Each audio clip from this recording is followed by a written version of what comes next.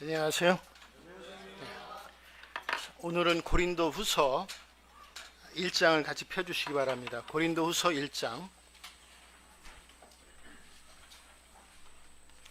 1절부터 10절까지 읽겠습니다.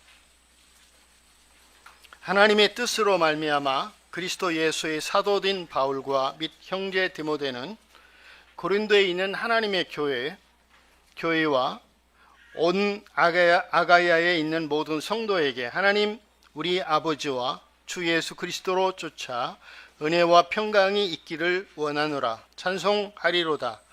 그는 우리 주 예수 그리스도의 하나님이시요 자비의 아버지시요 모든 의로의 하나님이시며 우리의 모든 환난 중에서 우리를 의로하사 우리로 하여금 하나님께 받는 의로로서 모든 환난 중에 있는 자들을 능히 의로하게 하시는 이시로다. 그리스도의 고난이 우리에게 넘친 것 같이 우리의 위로도 그리스도로 말미암아 넘치는도다. 우리가 환난 받는 것도 너희의 위로와 구원을 위함이요 혹 위로받는 것도 너희의 위로를 위함이니 이 위로가 너희 속에 역사하여 우리가 받는 것 같은 고난을 너희도 견디게 하느니라. 너희를 위한 우리의 소망이 견고함은 너희가 고난에 참여하는 자가 된 것 같이 위로해도 그러할 줄을 알미라. 형제들아, 우리가 아시아에서 당한 환난을 너희가 알지 못하기를 원치 아니하노니 힘에 지나도록 고생을 받아 살 소망까지 끊어지고 우리 마음에 사형 선고를 받은 줄 알았으니 이는 우리로 자기를 의뢰하지 말고 오직 죽은 자를 다시 살리시는 하나님만 의뢰하게 하심이라. 그가 이같이 큰 사망에서 우리를 건지셨고 또 건지시리라. 또한 이후에라도 건지시기를 그를 의지하여 바라노라. 고린도 후서 1장에서 우리가 읽은 1절부터 10절까지 내용을 보면은 고난의 이유와 목적에 대해서 설명을 해주고 있습니다. 물론 이 고난의 이유가 여기에 기록된 것이 전부는 아니죠. 그렇지만 사도 바울이 자신의 생애를 통해서 많은 고난을 받게 됐을 때 하나님이 그 고난을 허락하신 이유와 목적이 어디에 있었나? 적어도 이 고린도 후서를 통해서 보면 세 가지 이유를 발견할 수가 있습니다. 4절에 보면은 다시 한번 읽어보겠습니다. 우리의 모든 환난 중에서 우리를 위로하사 우리로 하여금 하나님께 받는 위로로서 모든 환난 중에 있는 자들을 능히 위로하게 하시는 이시로다. 그러니까 위로의 전달자 바울 사도에게 하나님이 위로의 전달자로 삼으셔서 환난 중에 있는 먼저 자신이 그 환난 가운데 하나님의 위로를 경험하고 또 환난 가운데 있는 성도들을 하나님의 위로로서 위로할 수 있도록 하시기 위해서 하나님께서 바울 사도를 많은 그 고난들을 통과하게 하셨다라고 이렇게 그 고난에 허락하신 이유를 설명해 주고 있습니다. 그 다음에 두 번째 6절을 보면은 우리가 환난 받는 것도 너희의 위로와 구원을 위함이요 혹 위로받는 것도 너희의 위로를 위함이니 이 위로가 너희 속에 역사하여 우리가 받는 것 같은 고난을 너희도 견디게 하느니라. 그 위로의 힘이 결국은 또 성도들에게 똑같은 하나님의 나라를 향하여 가는 그 생애 가운데 받는 이 고난들을 부딪히게 될 때 그 하나님의 위로를 통해서 그 고난을 견디게 하는 그 힘을 갖게 하시기 위해서 이와 같이 고난을 허락하셨다고 하는 두 번째 이유를 설명해 주고 있습니다. 그리고 이제 9절을 보면은 우리 마음에 사형 선고를 받은 줄 알았으니 이는 우리로 자기를 의뢰하지 말고 오직 죽은 자를 살리시는 하나님만 의뢰하게 하십니다. 고난을 허락하신 세 번째 이유는 하나님만 의뢰하게 하기 위해서. 우리 삶이 위협이 없으면 게으르게 되고 하나님을 의지하는 것이 저절로 되어지진 않습니다. 그러나 우리가 고난을 통과하게 될 때 주님을 더 의지하게 되죠. 그래서 이 세 가지 이유를, 고난을 허락하신 이유와 목적이 무엇인가 하는 것을 이제 설명해 주고 있는데, 폭풍과 같은 이러한 많은 고난들을 바울이 통과하게 될 때 그 고난을 견디게 하는 힘이 어디에서부터 왔는가? 바울의 생애를 우리가 사도행전을 통해서 또 서신서를 통해서 살펴보게 될 때 그 고난을 견디게 하는 그 힘이 어디에서부터 왔는가? 형제자매들은 우리가 이 고린도후서 1장을 읽었을 때 고난을 견디게 하는 힘이 어디에 있었다라고 우리가 말할 수가 있겠습니까? 4절에 다시 한번 보죠. 3절 4절 한번 읽어보겠습니다. 찬송하리로다. 그는 우리 주 예수 그리스도의 하나님이시요 자비의 아버지시요 모든 의로의 하나님이시며, 아버지 하나님께서는 우리를 사랑하셨기에 그리스도를 보내셨습니다. 근데 그 그리스도를 보내시고 하나님과의 관계를 회복하신 그 사랑만으로 우리의 사랑이 전부가 아니라 우리의 하나님의 나라에 이르기까지 우리 생애 속에서 만나는 많은 고난들을 만나게 될 때 자비의 아버지시요 위로의 하나님께서는 우리를 돌아보신다는 거죠. 여기 4절에 다시 한번 우리의 모든 환난 중에서 우리를 위로하사, 모든 환난 중에서 우리를 위로하사, 많은 고난들을 통과하게 될 때 그 고난으로부터 견디게 하는 힘이 어디에서부터 왔는가? 위로의 하나님으로부터 그 모든 환난 중에 하나님의 위로를 경험했다는 거죠. 그것이 고난을 감당할 수 있도록 했다는 거죠. 홀로 있는 것이 아니라 우리와 함께 하시는 하나님께서 이 모든 환난 중에 있게 될 때, 우리가 참으로 이 곤란 가운데 있게 될 때 위로의 하나님께서 우리를 위로하실 준비가 되어 있다라는 것을 우리가 기억해 보게 됩니다. 그러면 오늘 이제 형제 자매들하고 이 고난에 대한 것들보다는 하나님께서 우리에게 주신 위로는 어디에서부터 오는가? 이 하나님의 위로에 대해서 네 가지 정도를 교제하고자 합니다. 하나님의 위로는 어디에서부터 오는가? 그 하나님의 위로의 영역에 대해서 한 네 가지 정도 살펴보고자 합니다. 첫 번째, 여기 4절에 말씀하고 있는 대로 모든 환난 중에서 나타나는 하나님의 위로를 먼저 살펴보고자 합니다. 사도행전 27장을 한번 보시죠. 사도 바울의 생애 속에서 나타난 모든 환난 중에 나타난 이 하나님의 위로가 무엇이었는가? 27장 14절부터 보면은 14절에 잠깐 한번 보시죠. 얼마 못 뛰어 섬 가운데로 유라굴로라고 하는 광풍이 대적하니 로마의 가이사 앞에 서기 위해서, 우리가 사도행전을 쭉 읽어보면 결국은 40인에 누가 있었습니까? 바울을 죽이고자 하는 암살단이 있었죠.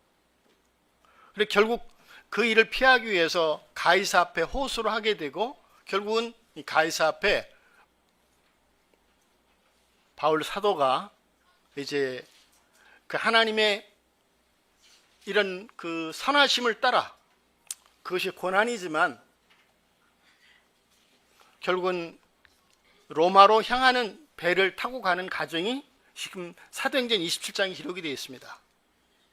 여기 이제 유라굴로라고 하는 것은 우리가 이제 우리도 여름에 보면은 많은 태풍이 올라오잖아요. 근데 태풍의 이름이 있습니다. 뭐 매미, 여러 해마다 올라올 때마다 태풍의 이름을 지어주는 것들을 우리가 뉴스에서 보게 되죠. 여기에도 유라굴로라고 하는 태풍의 이름이 얼마나 큰 태풍이 불었는지 성경에 보니까 광풍이 불었다 이렇게 기록이 되어 있습니다. 20장으로 한번 다음 장을 한번 보시죠. 20절부터 한번 보면은 18절부터 읽어보겠습니다. 우리가 풍랑으로 심히 애쓰다가 이튿날 사공들이 짐을 바다에 풀어버리고 사흘째 되는 날에 배의 기구를 저희 손에 내어버리니라. 여러 날 동안 해와 별이 보이지 아니하고 큰 풍랑이 그대로 있음에 구원의 여망이 다 없어졌더라. 해와 별이 왜 보이지 않습니까? 예? 예, 폭풍가 너무 강하게 몰아붙이니까 해와 별이 보이지 않는 거예요.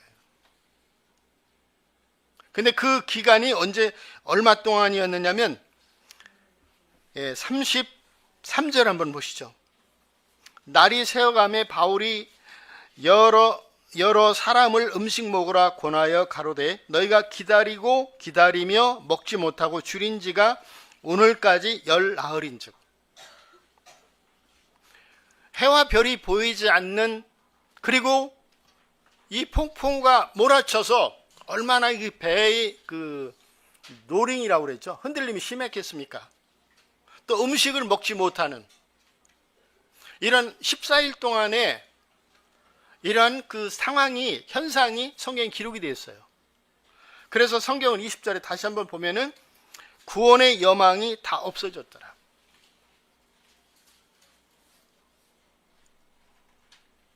그런데 반전이 일어납니다. 23절 한번 보시죠. 나의 속한 바 곧 나의 섬기는 하나님의 사자가 어젯밤에 내 곁에 서서 말하되 바울아 두려워 말라. 내가 가이사 앞에 서야 하겠고 또 하나님께서 너와 함께 행선하는 자를 다 내게 주셨다 하셨으니 그러므로 여러분이여 안심하라. 나는 내게 말씀하신 그대로 드리라고 하나님을 믿노라. 37절에 보면은 배에 있는 우리의 수는 전부 276인이었더라. 276명이 20절에 기록한 대로 구원의 여망이 다 사라진 가운데 날마다 몰아치는 이 폭풍우에서 해와 별이 보이지 아니하고 낮에도 밤에도 큰 폭풍우가 몰아쳤다고 하는 거죠. 그리고 음식도 먹을 수 없는 이런 상황 안에서 죽음만을 기다리는 이런 상황 가운데서 바울은 얼마나 많은 기도를 했겠습니까? 근데 23절에 보니까 그 상황을 멈추게 하는 반전이 일어났어요. 그것은 무엇입니까? 23절에 하나님의 사자가 나타났다. 다시 말하면 우리가 이것을 주님의 임재라고 이야기를 합니다. 하나님의 나타나심. 바울아 두려워하지 말라. 내게 속한 자를 다 내게 주셨다.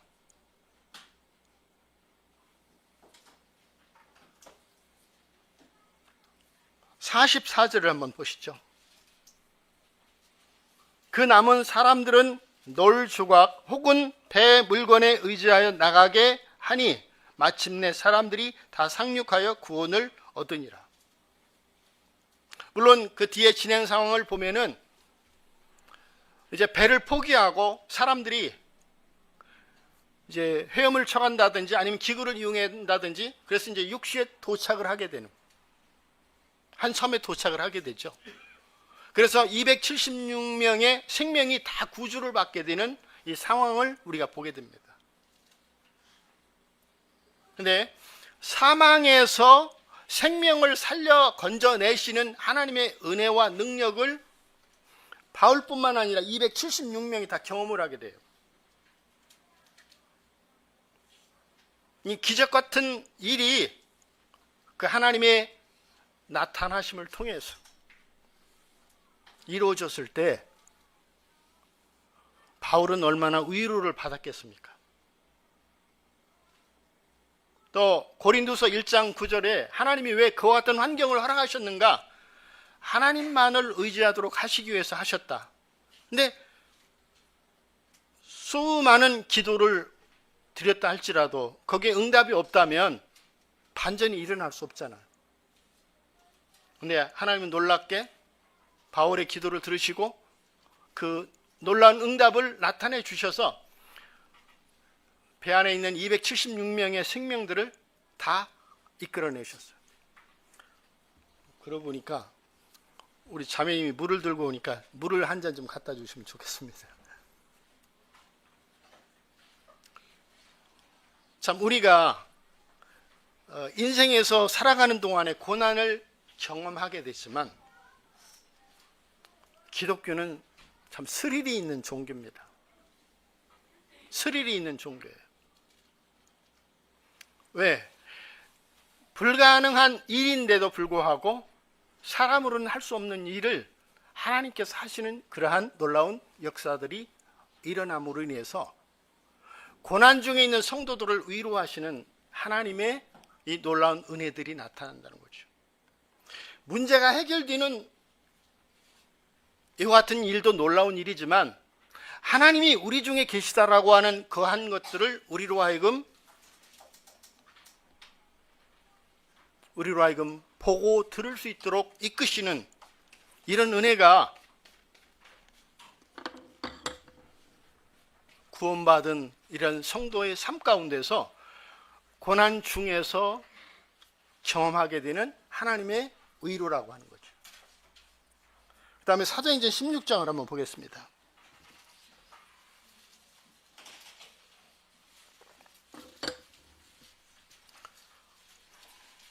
누구도 하나님의 위로가 없다면 우리는 그 믿음의 길을 지속해 갈 수가 없습니다. 그러나 하나님은 하나님의 위로를 통해서 살아있는 하나님의 위로를 통해서 우리가 계속 이 믿음의 길을 걸어갈 수 있도록 역사하시고 도우시는 자비의 아버지시요 위로의 하나님이시라는 것을 우리가 굳게 세우기를, 우리 마음속에 굳게 심어지기를 바라시는 거죠. 사도행전 16장에도 보시면 16절부터 한번 잠깐 보겠습니다. 우리가 기도하는 곳에 가다가 점하는 귀신 들린 여종 하나를 만나니 점으로 그 주인들을 크게 이해하게 하는 자라. 바울과 우리를 쫓아와서 소리질러 가로되 이 사람들은 지극히 높은 하나님의 종으로 구원의 길을 너에게 전하는 자라 하며 이같이 여러 날을 하는지라. 바울이 심히 괴로워하여 돌이켜 그 귀신에게 이르되 예수 그리스도의 이름으로 내가 내게 명하노니 그에게서 나오라 하니 귀신이 즉시 나오니라.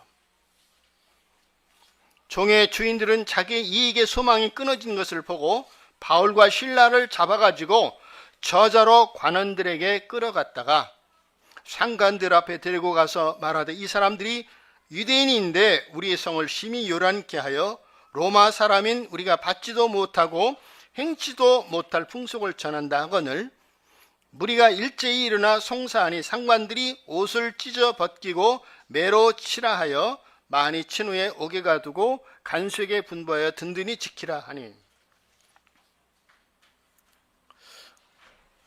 바울이 선한 일을 했잖아요. 그 선한 일이 무엇입니까?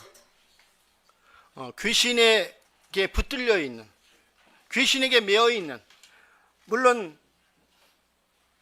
그 종의 주인에게는 이익을 가져다 주는 고마운 사람이었겠지만 하나님 앞에서 천하보다 귀한 이 영혼의 가치를 생각할 때 한 사람은 그 평생에 귀신에게 매인받은 이 삶을 살아갈 수밖에 없는 이 상황을 보게 됐을 때 바울은 예수 그리스도의 이 능력과 은혜를 힘입어서 그로 하여금 포로된 자에게 자유를 줬습니다. 그런데 결국 주인의 고소로 인해서 감옥에 갇히게 되고, 그리고 여기에 23절에 보면은 24절에 보면은 착고에, 그 발을 착고에 든든히 채웠더라.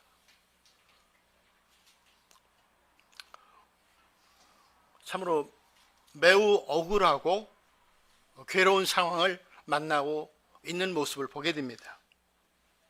근데 이런 상황 가운데 25절에 보면은 밤중쯤 되어 바울과 실라가 기도하고 하나님을 찬미하며 죄수들이 듣더라. 그런 환경에 있지만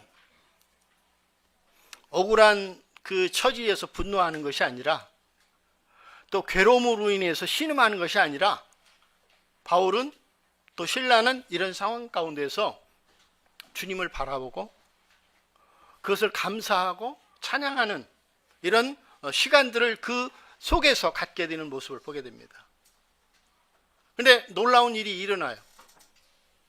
어떤 일이 일어납니까? 26절에 이에 호련히 큰 지진이 나서 옥토가 움직이고 문이 곧 다 열리며 모든 사람의 매인 것이 다 벗어진지라. 굳게 닫힌 문을 여시는 하나님의 그 능력과 섭리가 나타나는 것을 보게 됩니다. 우리가 사도행전 12장에도 보면은 교회가 기도하게 될 때 베드로가 감옥에 갇혀 있잖아요. 또 착고에 차여 있습니다.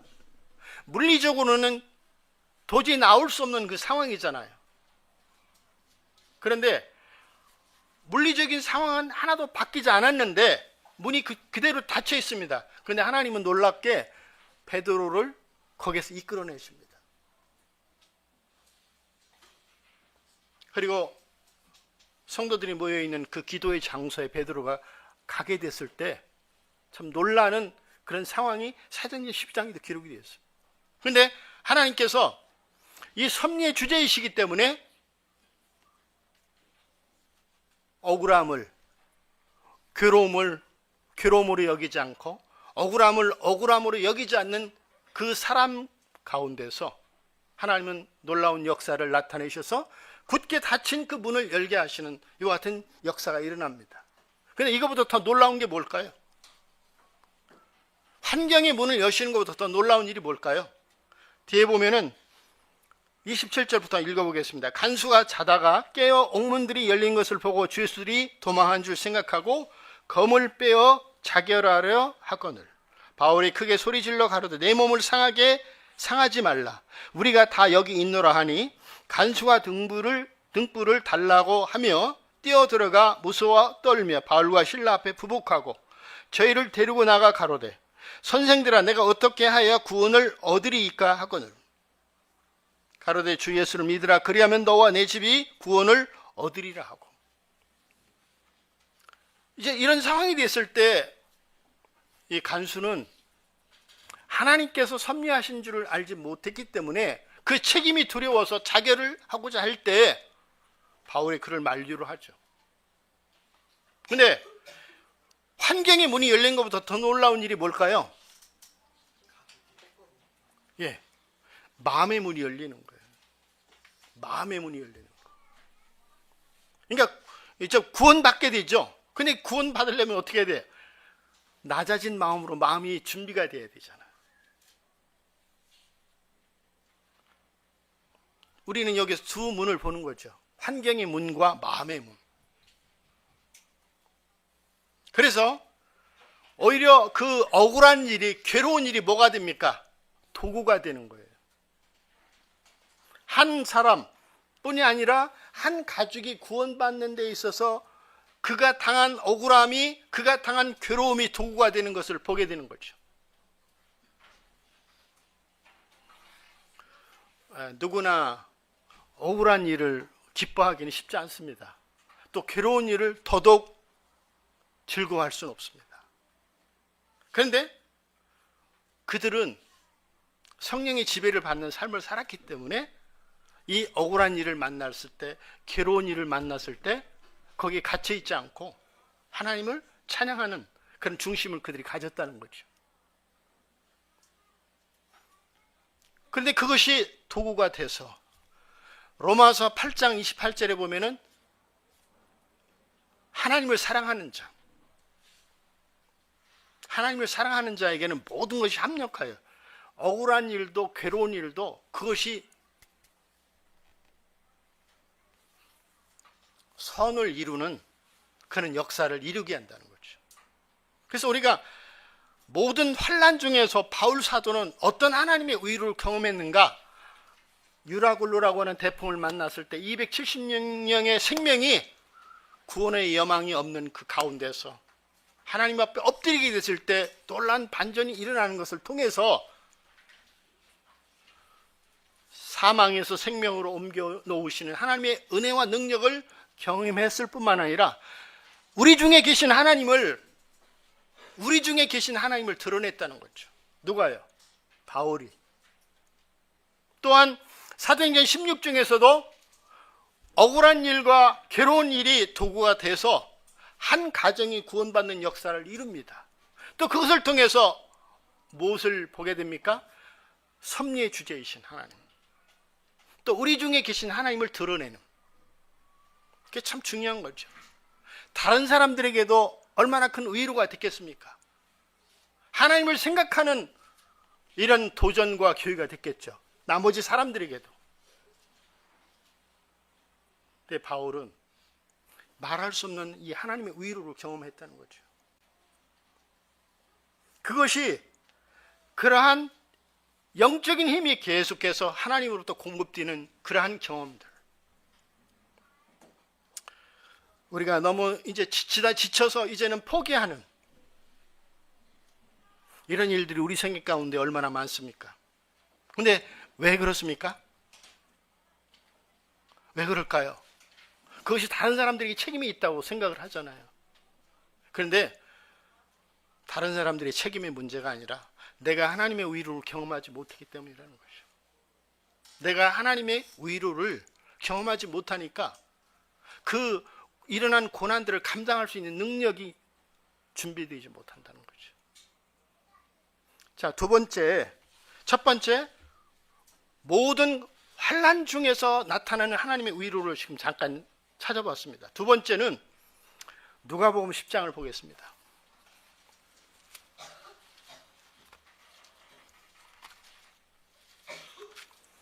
누가복음 10장에 보면 17절부터 20절까지 읽어보겠습니다. 17절부터 20절까지. 70인이 기뻐 돌아와, 신약의 109페이지입니다. 70인이 기뻐 돌아와 가로되 주여 주의 이름으로 귀신들도 우리에게 항복하더이다. 예수께서 이르시되 사단이 하늘로서 번개같이 떨어지는 것을 내가 보았노라. 내가 너희에게 뱀과 전갈을 밟으며 원수의 모든 능력을 제어할 권세를 주었으니 너희를 해할 자가 결탄코 없으리라.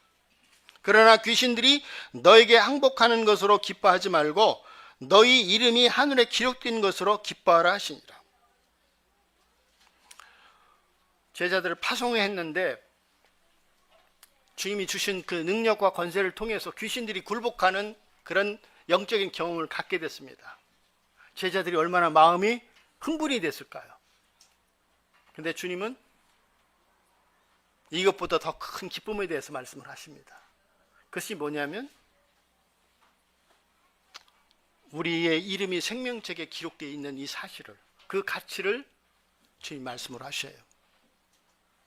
천국의 소망이 주는, 천국의 소망이 가져다 주는 위로를 잠시 한번 생각을 해보겠습니다.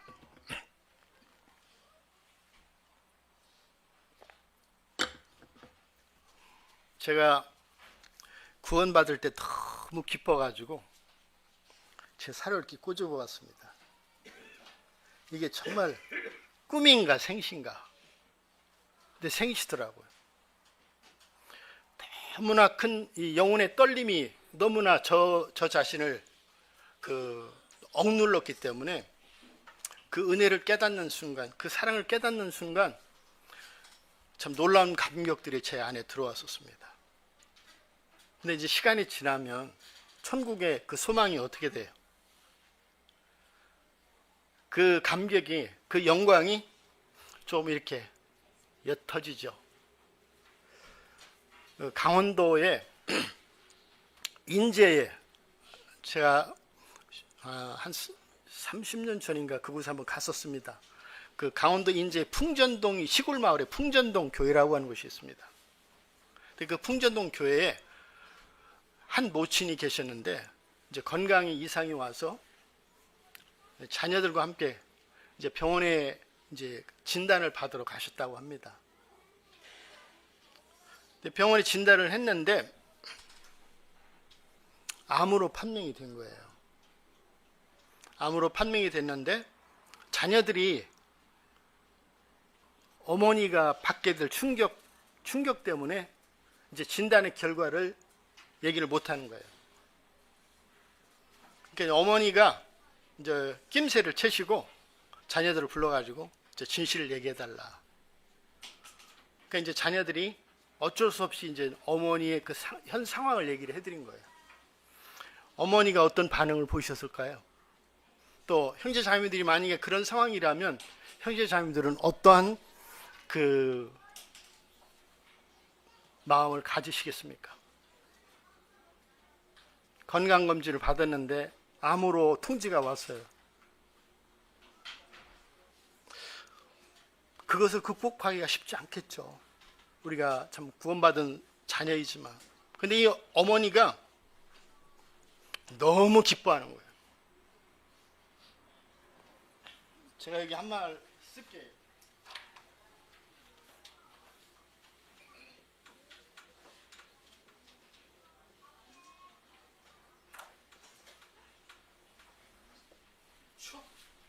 천국 입성.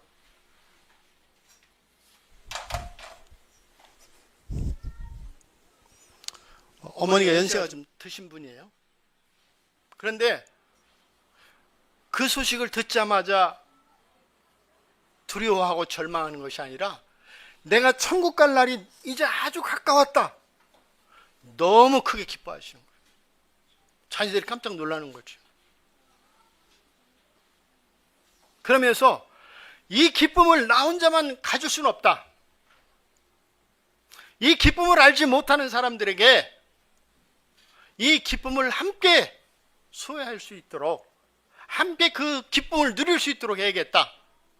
그 시골 동네에 예수님을 알지 못하는 사람들의 이 소식을 알려야겠다. 복음 집회를 계획했답니다. 이 모친이 성경을 알면 얼마나 하시겠습니까? 그렇지만 이분에게는 천국에 대한 소망이 말할 수 없는 능력으로 그 안에 자리를 잡고 있었던 거죠. 이론이 아니라, 지식이 아니라, 우리가 로마서에서 8장에 보면은 장차 나타날 영광은 이 세상에 있는 우리가 고난을 통과하면서 아프고 괴롭고 슬프고 상처를 받고 치유되지 않은 이 많은 것들이 있잖아요. 그렇지만 앞으로 나타날 영광을 생각할 때 그 모든 신음을 잠재우게 하는 참 능력이 되지 못할 때가 참 많거든요. 그런데 이분에게는 그 두려움과 그 괴로움이 그 마음을 지배하는 것이 아니라 내가 천국 갈 날이 가까웠다. 내가 주님 앞에 서야 할 날이 더 가까웠다. 아주 크게 기뻐하는. 그리고 그 기쁨을 소유하지 못한 사람들에게 그 기쁨을 같이 소유하도록 하기 위해서 계획을 갖고 보험 집회를 준비했다고 하는 얘기를 듣게 됐을 때 참 저에게도 도전이 됐어요. 아, 참 놀라운 분이시구나. 만약에 제가 그런 일이 일어났을 때 그렇지 못한다면 제가 얼마나 부끄러운 사람인가.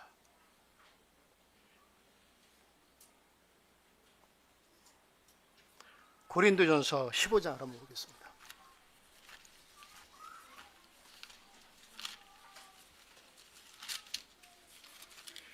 고린도전서 15장 55절입니다.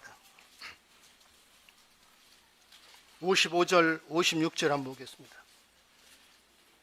사망아, 너희 이기는 것이 어디 있느냐? 사망아, 너희 쏘는 것이 어디 있느냐? 사망에 쏘는 것은 죄요, 죄의 권능은 율법이라.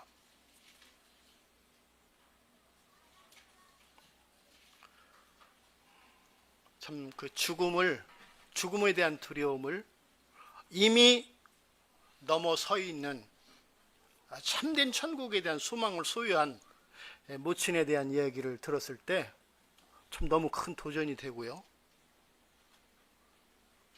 내가 어떠한 죽음을 맞든지 주님 앞에서 그런 담대히 서는 중심을 가져야지. 참 내가 주님 앞에 선다는 것인데, 죽음이라고 하는 것은 주님 앞에 선다는 것인데, 나를 이처럼 사랑하신 주님 앞에 선다고 하는 것인데, 그래서 이것은 한 개인의 큰 기쁨이 아니라 우리들이 다 소유하고 있는 말할 수 없는 진동치 않을 그 나라에 대한 이런 우리에게 소망을 주셨다는 것. 이건 너무도 큰 감사요, 그 기쁨이라고 하는 것.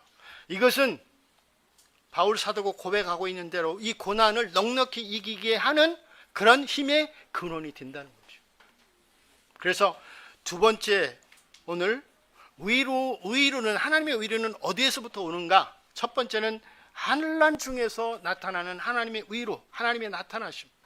두 번째, 우리가 가지고 있는, 우리가 소유하고 있는 천국에 대한 소망이 바로 하나님의 의로의 근원이라는 거죠. 그 다음에 세 번째를 보겠습니다. 요한복음 17장 3절을 한번 보겠습니다.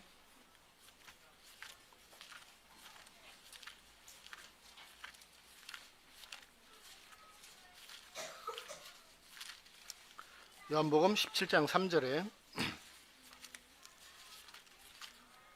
읽어보겠습니다. 영생은 곧 유일하신 참 하나님과 그의 보내신 자 예수 그리스도를 아는 것이니이다.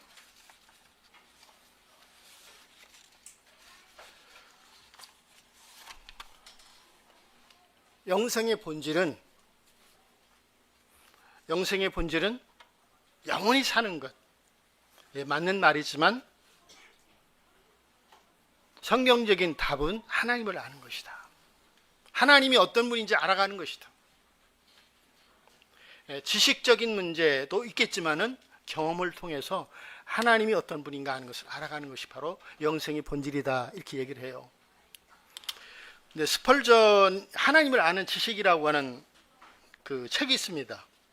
근데 그 책에 스펄전이 하나님을 아는 지식의 필요성에 관한 그 설교를 하면서 이런 이야기를 했습니다. 어떤 이야기를 했느냐면, 하나님을 안다고 하는 것은 무엇인가? 하나님을 알아간다고 하는 것은 무엇인가? 그것은 우리에게 우리 마음을 한없이 겸손하게 하는,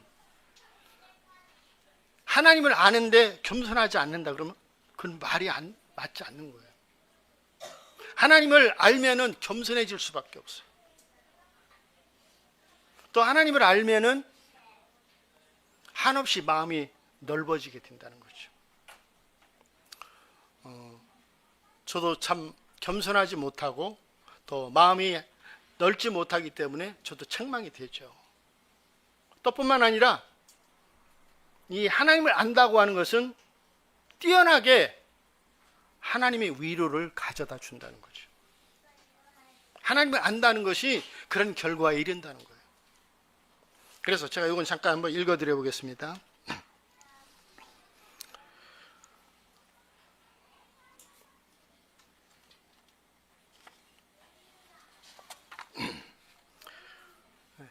그러므로 그리스도를 명상할 때 모든 상처를 위한 진통제가 있습니다. 성부를 묵상할 때 모든 슬픔이 소멸됩니다. 성령의 감동하심 속에서 모든 쓰라림이 멎게 됩니다. 그러니까 하나님을 안다고 하는 것은, 하나님을 알아간다고 하는 것은 우리가 인생에서 만나는 이 고난 가운데 환경적인 것도 있지만 관계 속에서 이 상처받고 참 치유되기 어려운 이런 많은 문제들 속에서 우리가 살아가잖아요. 그런데 상처, 슬픔, 쓰라림, 이 모든 것들이 그분을 생각하게 될 때 그런 것들이 치유가 되고 회복이 된다는 거예요.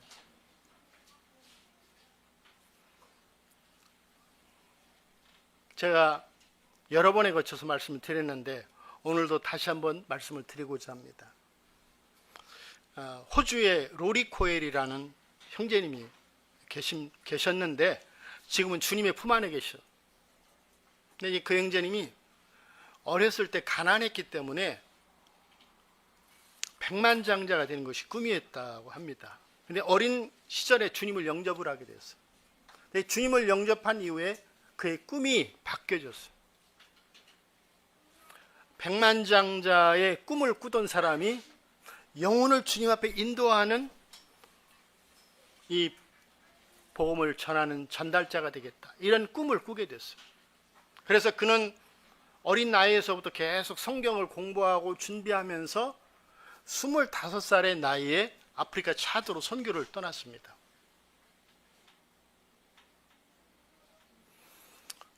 참 굉장히 빠른 나이지 않습니까? 근데 충동적으로 간 것이 아니라 오래도록 그 생애 속에서 준비를 한 거예요. 그런데 25살의 나이가 좀 지나서 그 차드에 큰 홍수가 일어났는데 8살짜리 딸이 있었답니다. 8살짜리 딸이 있었는데 홍수가 나서 그 살고 있는 동네를 휩쓸어 갔는데, 그 살고 있는 동네를 휩쓸어 가면서 천하를 주고도 바꿀 수 없는 이 소중한 딸이 그 물살에 그냥 떠내려가 버린 거예요. 제가 이 말씀을 이제 한 3번, 4번, 오늘 교제하는 것을 한 3번, 4번 묵상을 했습니다. 근데 제가 어젯밤에도 이 말씀을 생각하면서 그 형제님이 가졌을 그 마음의 쓰라림, 어떤 것으로도 그 마음을 위로해 줄 수 없는 그 깊은 상처, 딸을 잃어버렸을 때 통곡을 해도 정말 그것은 너무나 오래도록 자리에 잡고 있는 그 아픔을 참 생각을 아니할 수가 없더라고요. 그래서 그 고통이 너무 커서 형제님은 이제 사람들에게 복음을 전하고 말씀을 가르치고 하던 이 모든 일을 다 손을 놓은 거예요. 선교를 포기하고 주님을 섬기겠다고 하는 그러한 또 중심도 내려놓고 어쩌면 짐을 싸야 되는 그런 상황에 있게 된 거예요. 그런 기간이 6개월 동안 간 거예요, 시간이. 그런데 이제 그러한 그 슬픔과 그 고통만이 아니라 하나님 아버지에 대해서 어떤 마음을 가졌을까요? 형제자매님들, 하나님 앞에서 아버지한테 주님을 구원받은 이후로 하나님 아버지 앞에서 분노의 마음을 가져본 적이 있으십니까? 그건 정상이 아니죠. 그런 마음을 갖는다면. 그런데 형제님은 6개월 동안 분노를 했대요. 우리가 마태복음 10장에 보면은 참새 2마리가 한 아사리에 팔리는 것, 그것도 하나님의 허락 없이는 안 된다는 거예요. 모든 것을 그분이 섭리의 주제로서 주관하신다는 거죠. 또 뿐만 아니라 머리털까지 우리를 다 세고 계신다. 우리의 모든 것을 아신다고 하는 거죠. 근데 이 모든 것을 아시고 모든 것을 그 하나님의 주권 가운데 다스리신 하나님께서 왜 제 사랑하는 딸을 그러한 슬픔과 고통 가운데 그렇게 보내게 하셨습니까? 이런 그 분노가 사그러지지 않는 거예요.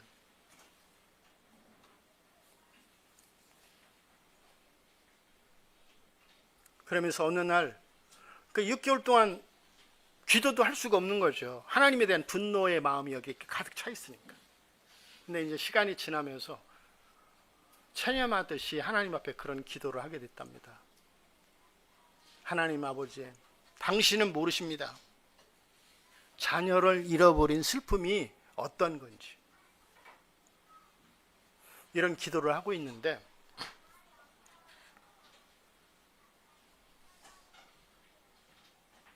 너는 아느냐?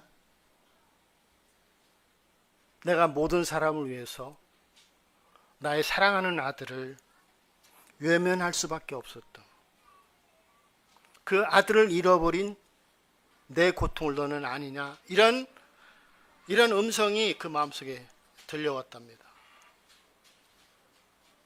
우리가 이제 마태복음 27장에 보면은 주님이 십자가에 달리셨을 때 어떤 말씀을 하셨어요? 엘리 엘리 라마 사박다니, 어찌하여 나를 버리시나이까. 근데 아버지는 우리를 살리시기 위해서 그 사랑하는, 내 사랑하는 자요 내 기뻐하는 자라고 이렇게 말씀하셨던 그분을 버리셔야만 했죠. 누구보다도 우리가 태어나기 전부터 아들을 잃어버린 그 슬픔을 처절하게 십자가에서 버려졌던 그 아들의 그 고통을 가만히 지켜보셨던, 아들을 잃은 그 슬픔을 가지신 분이 누구십니까? 하나님 아버지신 거죠. 그때 분노했던 그 마음이 조금씩 아버지여, 아버지가 이런 고통을, 이런 슬픔을 가지신 줄을 제가 미처 몰랐습니다.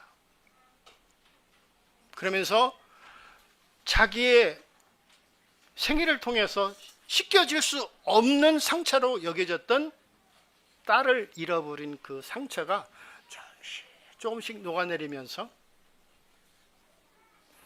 영혼이 치유가 되는, 여기 다시 한번 읽어볼게요. 스펄전이 성부를 묵상할 때 모든 슬픔이 소멸됩니다. 그런 치유 과정을,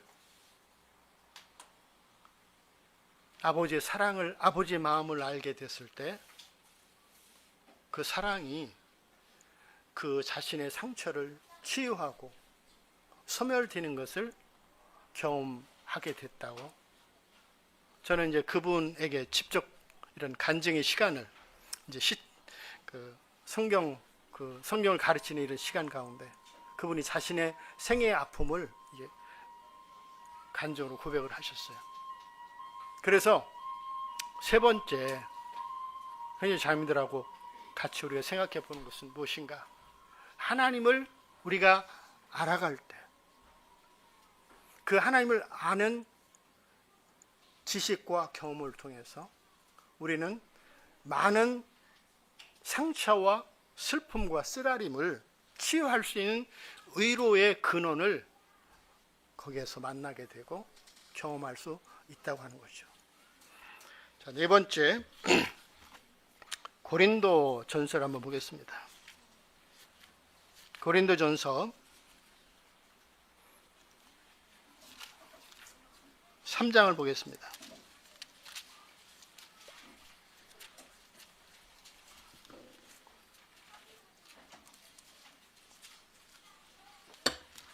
(3장에) 보시면 21절부터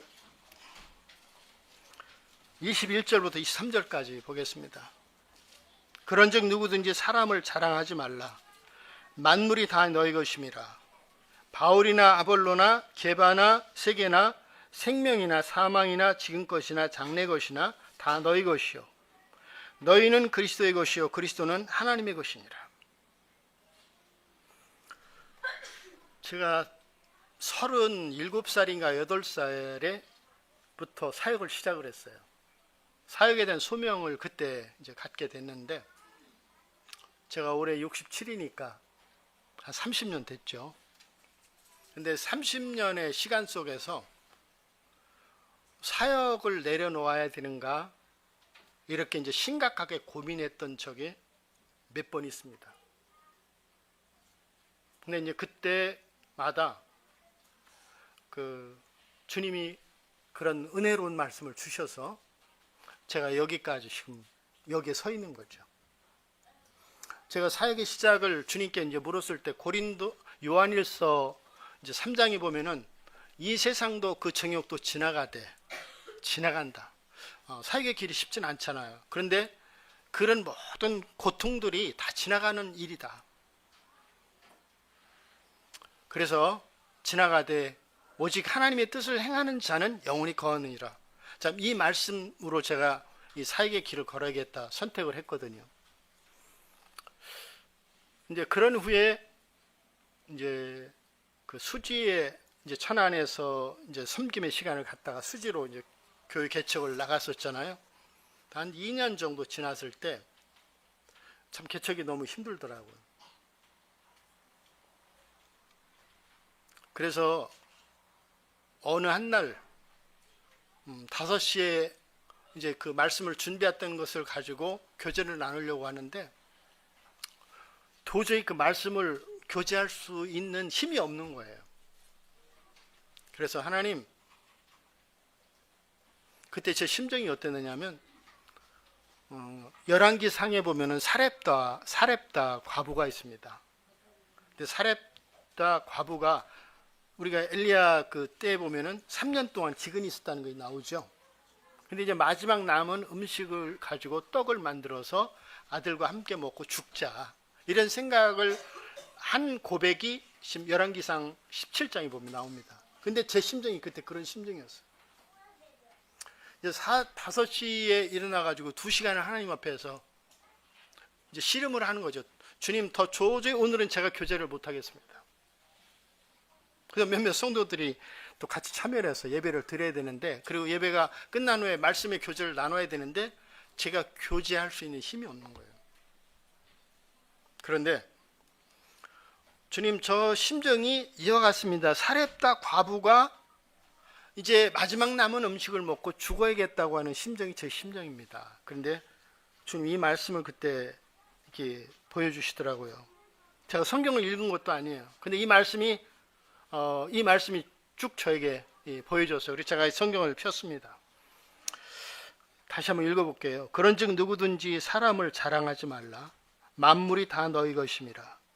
바울이나 아볼로나 게바나 세게나 생명이나 사망이나 지금 것이나 장래 것이나 다 너희 것이요. 너희는 그리스도의 것이요 그리스도는 하나님의 것이니라. 저는 이제 사역의 길을 선택을 했지만 그것이 저의 것이라고 생각을 했습니다. 제가 힘들면 내려놓을 수 있다고 생각을 했습니다.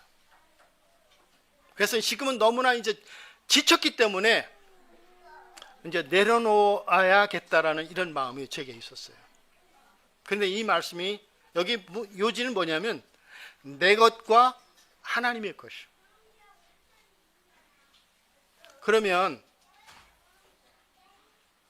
이것이 내 것이 아니라, 내 것이 아니고 선택은 내가 한 것처럼 여겨졌지만 그것이 내 것이 아니고 주님의 것이라면, 힘들다고 해서, 지쳐있다고 해서, 어렵다고 해서 그것을 포기하는 것은, 이것은 나의 도리가 아니구나. 근데 이 말씀이 너무 위로가 되고 힘이 드는 거예요. 아, 주님이 내가 선택한 것이 아니고 주님이 나를 선택하신 거구나. 이건 구원의 선택을 말씀드리는 게 아니에요. 그때 2시간 동안 하나님 앞에서 엎드려 기도하다가 이 말씀의 의미를 제가 이렇게 쭉 깨닫게 됐을 때 영혼의 힘을 얻게 됐습니다. 그래서 그날 그냥 저의 솔직한 이 교제를, 그날 있었던 저의 그 씨름과 고민을 가지고 교제했던 적이 있습니다. 네 번째, 제가 이제 이 말씀을 찾은 이유는 뭐냐면, 우리 시대의 하나님의 위로는 무엇인가? 성경 속에서 우리가 사도행전 27장을 읽고 16장을 찾아서 바울 사도를 통해서 나타났던 그 모든 고난 중에서 나타난 하나님의 위로가 무엇이었는가 살펴봤잖아요. 그리고 천국에 대한 소망이 가져다주는 그 위로도 우리가 같이 한번 찾아봤고 실제적인 예도 들었습니다. 또한 하나님을 안다고 하는 것이 가져다주는 위로가 무엇인가 하는 것을 또 같이 생각해보고, 실제적인 그런 상처를 쉽게 상처가 치유될 수 없는 그런 성도들의 삶을 통해서 어떻게 영혼의 상처가 치유가 됐는가 하는 것들도 같이 또 듣고 나눴습니다. 그런데 우리 시대에 다시 말하면 우리에게 있는 이 하나님의 위로는 어떻게 경험되어지고 나타나는가? 제가 다 말씀드릴 수는 없습니다만은 여기 고린도전서 3장 21절부터 23절까지를 통해서 제가 사역의 길을 포기하고자 하는 마음을 가졌을 때, 그것은 내 것이 아니라고 하는 말씀을 듣게 됐을 때 제가 마음을 고쳐먹었습니다. 그리고 이보다 더 절박한 심정에 있었을 때는 역대하 28장 22절에 보면은 곤고할 때 더욱 범죄하였더라.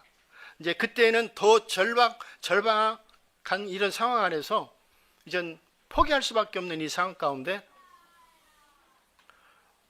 실패할 수 있지만 포기해서는 안 된다라는, 막 살고 싶은 마음이 있었지만 아하스처럼 그런 삶을 살아서는 안 된다고 하는 이런 또 마음을 그 말씀을 통해서 받게 됐을 때 제 또 생각을 하나님 앞에 돌이켰던 경험들이 있습니다. 또 이곳에 와서 참 저의 이 모습을, 하나님이 저의 모습을 보게 됐을 때 나는 도저히 이제 이걸 내려놔야겠다 이런 마음을 갖게 됐습니다. 나의 어떠함을 보게 됐을 때 주님이 요한복음 21장 15절에 주님이 저에게 물으시건 네가 나를 사랑하느냐, 내 허물의 문제가 아니라 네가 나를 사랑하는 마음이 있느냐. 그때 또 제가 그 짐을 하나님 앞에 내려놓고 다시 일어서서 오늘날까지 여기에 서 있습니다. 시간이 이제 2분 남았는데 그냥 우리에게 그 하나님의 위로를 경험하기 위해서 우리에게 요구되는 것이 무엇인가 두 말씀을 보겠습니다. 잠언 3장을 한번 보시죠.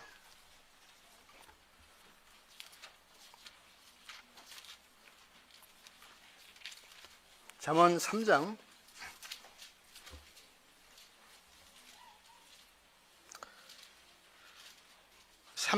5절 6절 한번 읽어보겠습니다. 너는 마음을 다하여 여호와를 의뢰하고 내 명철을 의지하지 말라. 너는 범사의 그를 인정하라. 그리하면 내 길을 지도하시리라. 참 우리 마음속에 이 새겨져야 할 문제가 뭐냐면, 아무리 절박한 상황 가운데 있더라도 또 낙심한 가운데 있을지라도 우리는 거기에서의 선택이 필요한데, 그게 뭐냐면 모든 문제 속에서 하나님의 주인 되심을 인정하라는 거죠. 우리가 위로를 경험할 수 있는 길은 여기서부터 시작이 됩니다. 사람에게 하소연해봐야 사실 그것은 일시적인 위로밖에 되질 않아요.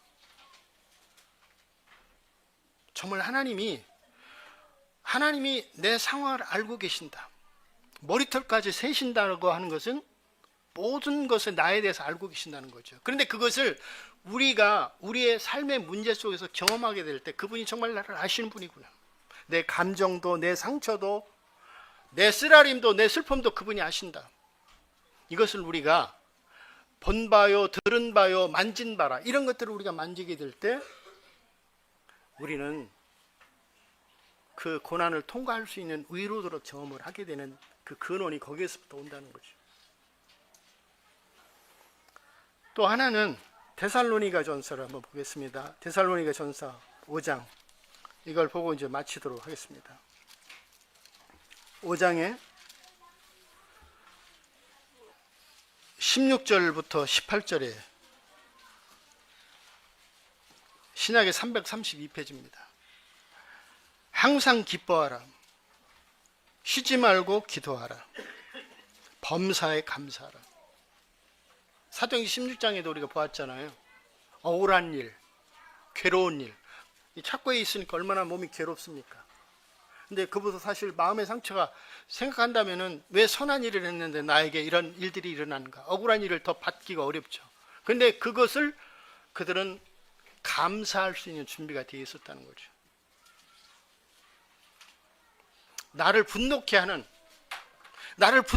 일에 대해서 우리가 감사한 마음이 안 들죠. 그런데 분노케 하는 일에 대해서 감사하라는 거예요.